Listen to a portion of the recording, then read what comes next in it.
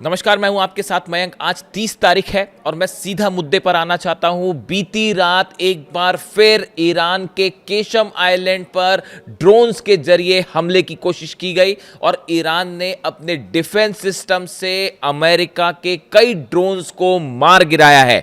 जो खबरें आ रही हैं उसके मुताबिक आधी रात के बाद जो है सुबह सुबह आप कह सकते हैं कि अमेरिका के कई ड्रोन्स जो है वो केशम आइलैंड के ऊपर दिखाई दिए, जिसके बाद ईरान की सेना फौरन एक्टिव मोड पे आई और ईरान की तरफ से डिफेंस सिस्टम आरश ए कामगीर, जिसका आजकल बहुत ज़्यादा जिक्र है न सिर्फ ईरान में बल्कि पूरी दुनिया में, अमेरिका में, यूरोप में भी, और वो ईरान के इस डिफेंस सिस्टम को समझने में लगे हुए हैं। बिल्कुल एक्यूरेसी के साथ ईरान ने कई ड्रोन्स को मार गिराया जो केशम आइलैंड के आसपास नजर आ रहे थे। अब सवाल ये है, अब ये बात साफ नहीं है कि ये जो ड्रोन्स थे ये जासूसी करने आए थे या हमले के मकसद से आए थे, लेकिन ये बात सच है कि जब ईरान की तरफ से डिफेंस मिसाइल्स फायर की गई तो आसमान में बड़े धमाके सुनाई दिए।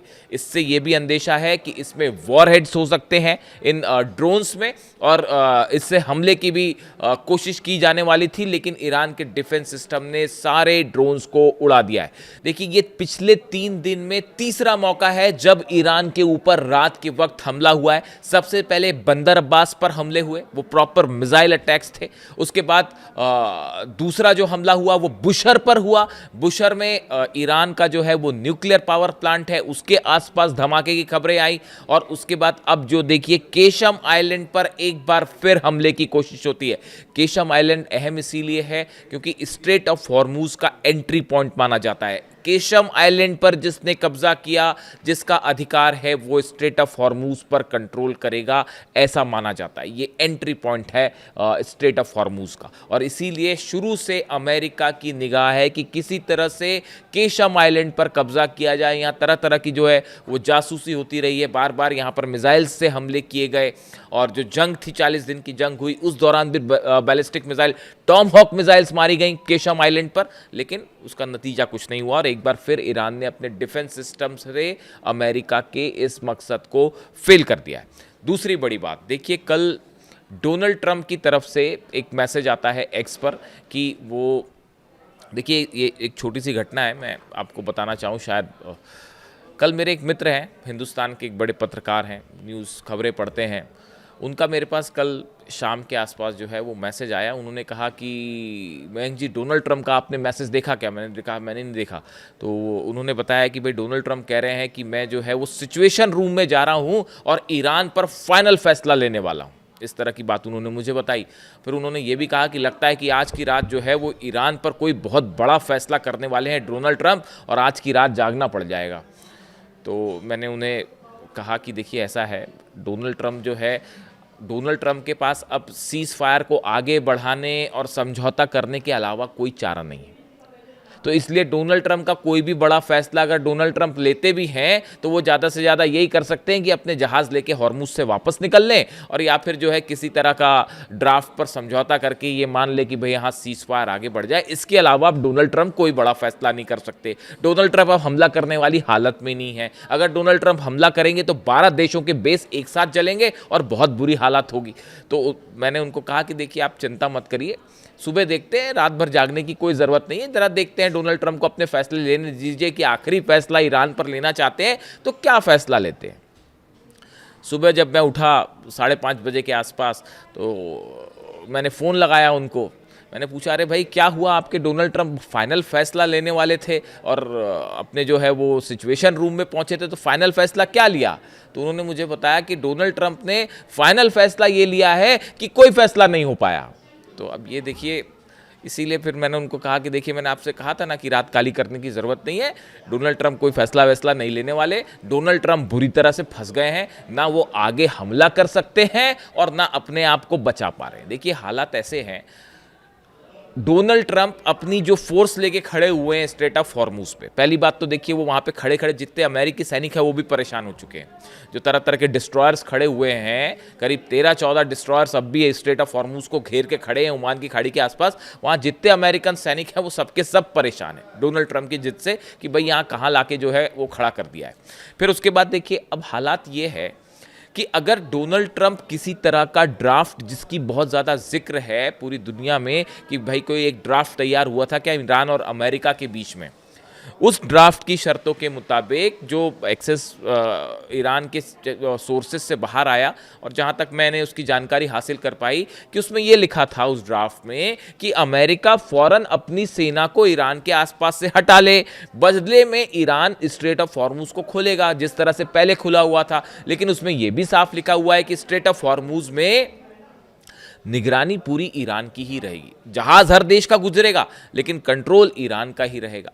तो अब अगर डोनाल्ड ट्रंप इन बातों को मान लेते हैं तो ये आधिकारिक रूप से डोनाल्ड ट्रंप ये मान लेगा कि भाई हम हार गए।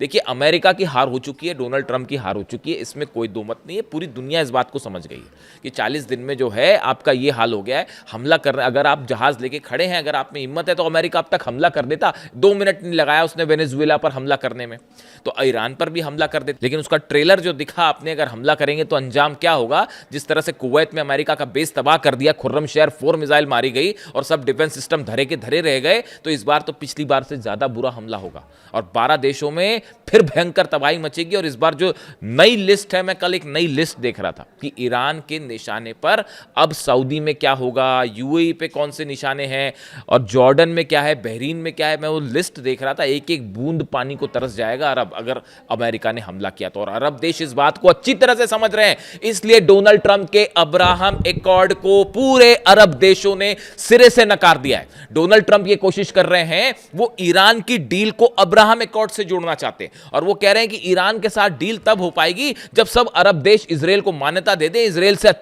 अच्छे संबंध बना ले। सऊदी ने इसका विरोध, मोहम्मद बिन सलमान ने इसका साफ विरोध कर दिया है, साहब ऐसा नहीं हो सकता। बाकी भी जितने अरब देश हैं वो कोई भी इस बात से सहमत नहीं है। कोई इजराइल को, हालात ये है कि इजराइल को लेकर डोनाल्ड ट्रंप जो अब्राहम एकॉर्ड के जरिए दबाव बनाने की कोशिश कर रहे हैं और बड़ी चालाकी से जो है सो जोड़ दिया गया है कि ईरान के साथ डील देखिए तब होगी जब आप अब्राहम एकॉर्ड स्वीकार करें और इजराइल को मान्यता दें। सारे के सारे मुस्लिम देशों ने ऐसा करने से मना कर दिया है, कोई इजराइल के साथ जाने को तैयार नहीं है।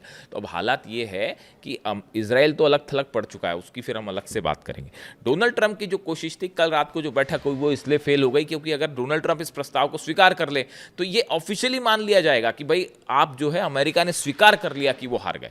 नतीजा ये होगा कि मिड टर्म पोल, वो तो वैसे ही हारना तय है, आप लिखवा लीजिए, डोनाल्ड ट्रंप मिड टर्म पोल हारने जा रहे हैं और उसका नतीजा उस पर भी बुरा पड़ेगा। हमेशा के लिए इतिहास इस बात को मानेगा कि भाई देखिए, ईरान से लड़ने गए थे, जीतने गए थे, अल्टीमेटली अपनी सेना लेकर वापस आना पड़ा और 40 जो हैं वो एयरक्राफ्ट जो हैं वो भी डाउन हैं, वो भी गिर चुके हैं और उसके बाद जो है ना अरब की रक्षा कर पाए। थाट खत्म है, पेट्रियाट खत्म है, टॉमहॉक मिसाइल्स की कमी हो रखी है और ऐसे हालात में आप गए थे वहाँ पे तुर्रम खां बन के और वापस चले आए। इस बात को स्वीकार करने, अब कैसे स्वीकार किया जाए, तो फिर कहा गया कि साहब कोई फैसला ही मत लो फिलहाल।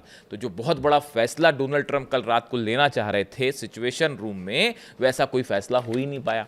इसके अलावा देखिए, एक अब्राहम अजीजी साहब जो हैं, इनका बड़ा बयान आया है।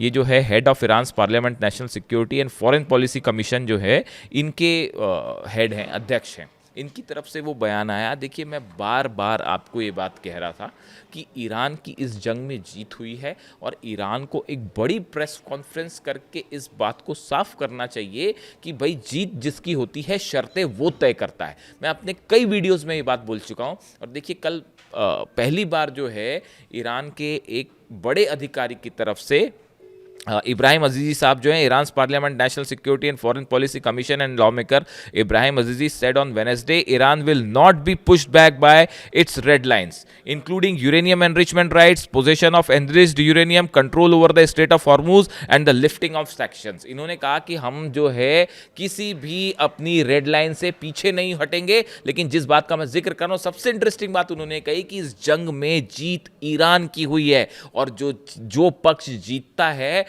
वो अपनी शर्तें तय करता है। यही बात मैं कहना चाह रहा था कि ये स्टैंड ईरान को बड़े साफ तौर पर रखना चाहिए, बल्कि तेहरान में एक बड़ी प्रेस कॉन्फ्रेंस होनी चाहिए। मैं बार बार इस बात को कह रहा हूं, जिसमें ईरान के विदेश मंत्री जो हैं अब्बास अराक्ची साहब शामिल हों, ईरान के राष्ट्रपति शामिल हों और पूरी दुनिया को एड्रेस करें कि भाई स्ट्रेट ऑफ हॉर्मुज हमने बंद कर रखा है, वो अमेरिका की, डोनाल्ड ट्रंप की सेना की वजह से, जो हमारे पर हमला करना चाहती है। हमारा मकसद बिल्कुल नहीं है कि हम दुनिया की इकॉनमी को क्षति पहुंचाएं, बचाएं। हम एक रिस्पॉन्सिबल स्टेट हैं और हम चाहते हैं कि दुनिया में ऑयल और गैस LNG सप्लाई जो है वो जारी रहे। ये बात ईरान को पूरी दुनिया के सामने रखनी चाहिए, यूनाइटेड नेशंस में रखनी चाहिए, और चाहे तो इसके लिए बड़ी प्रेस कॉन्फ्रेंस भी हो सकती है। अब कमोवेश जो है इब्राहिम अजीजी साहब ने बात साफ कर दी है कि जितनी रेड लाइन्स है ना, हॉर्मूज पे ईरान झुकने को तैयार है। न्यूक्लियर मुद्दे पर तो कोई बात ही नहीं है, यूरेनियम पर तो कोई बात ही नहीं है। तमाम खबरें जो आपको दिख रही कि यूरेनियम यहां जाने वाला, वहां जाने वाला, वहां जाने वाला है, यूरेनियम कहीं नहीं जाने वाला। यूरेनियम ईरान के बाहर नहीं जाएगा।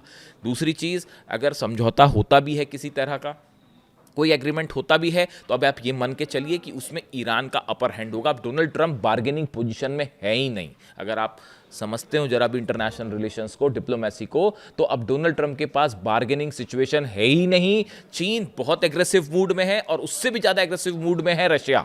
दिमित्री मेदवेदेव जो कि वहां के सिक्योरिटी काउंसिल के वाइस प्रेसिडेंट हैं, उनकी तरफ से कल बयान आया है कि नेटो तो हमारे खिलाफ। रोमानिया पे देखिए एक ड्रोन फायर किया था रूस ने, जाना था यूक्रेन, रोमानिया पे जाके बच गया वो, और रोमानिया जो है वो नेटो का सदस्य है, तो नेटो कंट्रीज भड़क गई और उसके बाद जो है रोमानिया ने उनके एम्बेसडर को बाहर कर दिया। तो उस समय उसका जवाब दे रहे थे दिमित्री मेदवेदेव, उन्होंने कहा यूरोपीय देश और नाटो तो हमारे खिलाफ वैसे ही जंग लड़ रहे हैं और उनको आगे भी हमारे ड्रोन्स का सामना करने के लिए तैयार रहना चाहिए। यानी नेटो के खिलाफ रूस ने आर पार की लड़ाई शुरू कर दी है।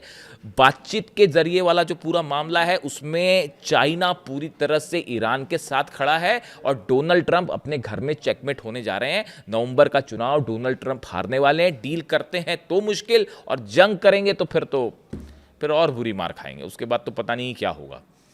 तो इसलिए जो है ये जो हालात है हॉर्मूज की, ये हॉर्मूज के ये बहुत ही बड़ी जीत ईरान की दोनों स्तर पर हो गई है। बार बार मैं ये कह रहा हूँ, ना सिर्फ वॉर के फ्रंट पे बल्कि डिप्लोमेसी के भी स्टैंड पे। अब देखना यह है कि कल की रात तो कुछ फैसला कर नहीं पाए डोनाल्ड ट्रंप। असल में डोनाल्ड ट्रंप के हाथ में है ही नहीं कुछ फैसला करना।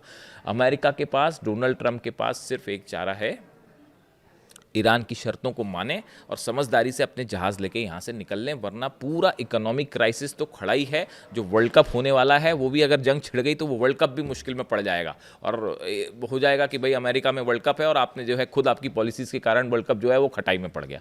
यानी हर तरफ से घिरे हुए, असल में ईरान नहीं घिरा हुआ है, ईरान तो जहाज़ लेके खड़े हैं, अमेरिका घिर गए हैं खुद डोनाल्ड ट्रंप। और ना सिर्फ ईरान के आसपास बल्कि अपने घर में भी।